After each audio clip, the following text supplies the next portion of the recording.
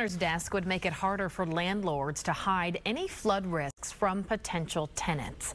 The legislation expands the state's flood disclosure law that passed last year. Fox 13's Aaron Mesmer is live for us in Tampa tonight. So, Aaron, what exactly would this bill change?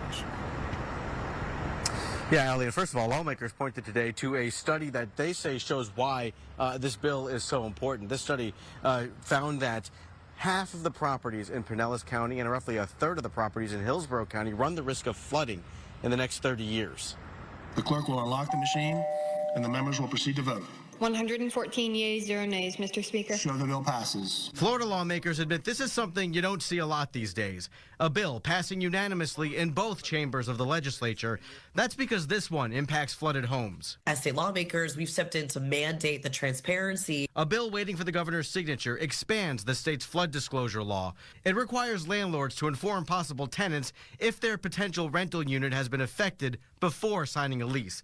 If they don't, the landlords could be responsible for refunding rent and deposits if that tenant suffers a substantial loss in a flood. I think this bill goes a long way to giving tenants the information they need to assess the risks before they enter into a residential lease. It also requires condominium developers to provide a flood disclosure to potential buyers and mobile home landowners to do so for renters.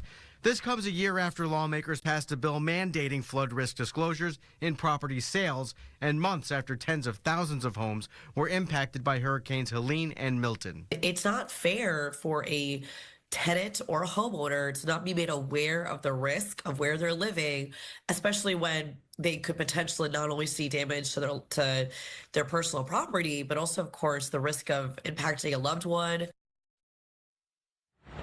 Yeah, this is a bill that was also supported by a lot of renters and realtors and advocates for them. If the governor signs the bill, Allie, it would go into effect on October 1st. Okay, Aaron Mesmer live for us in Tampa tonight. Aaron, thank you.